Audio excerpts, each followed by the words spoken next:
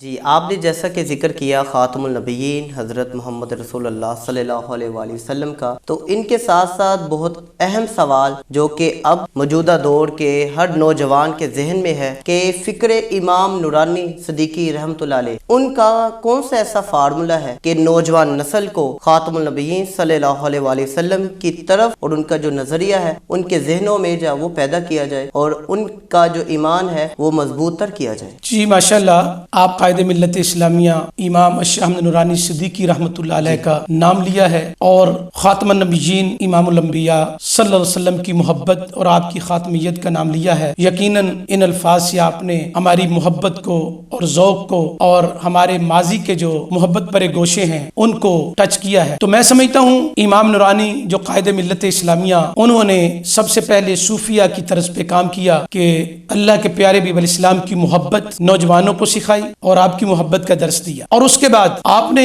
ختم نبوت پر وہ کام کیا جو بر صغیر کی تاریخ بن گئی، تاریخ کا حصہ بن گیا۔ بلکہ میں تو کہا کرتا ہوں کہ چونکہ امام نورانی صدیقی تھے تو انہوں نے حضرت ابوبکر صدیق رضی اللہ تعالیٰ عنہ کی سنت کو ادا کرتے ہوئے، صدیقی خون ہونے کا حق ادا کرتے ہوئے، آپ نے اسمبلی کے فلور پہ بیٹھ کر جو ہے وہ قادیانیوں کو غیر مسلم اقلیت قرار دلوا کے یہ بتایا کہ یہ وہ لوگ ہیں جو ملک کے بھی غدار ہیں، جو اسلام کے بھی غدار ہیں۔ اور آپ نے جو بات کی تھی کہ مسلم ممالک جو ہیں وہ اتحاد کیوں نہیں کر رہے، یہ جو فتنے ہیں یہ بھی مسلم ممالک کے اندر اتحاد کی رکاوٹ ہیں۔ جب تک یہ نام نہاد مسلمانوں کی طرز پر رہنے والے غیر مسلم لوگ، جب تک ہم ان کو قانون کے کٹہرے میں کھڑا نہیں کریں گے اور قانون کے پابند نہیں کریں گے تو مسلم امہ میں اتحاد کی جو دولت ہے وہ ہمیں نہیں ملے گی۔ باقی قائد ملت اسلامیہ نے جو اتحاد کی ایک مثال قائم کی، الحمدللہ ہمیں فخر ہے کہ ہمارے خاندان سے شہید ختم نبوت پیر سید محمد اجمل گیلانی رحمۃ اللہ علیہ، وہ نوجوان کہ جنہوں نے قائد ملت اسلامیہ کو اپنا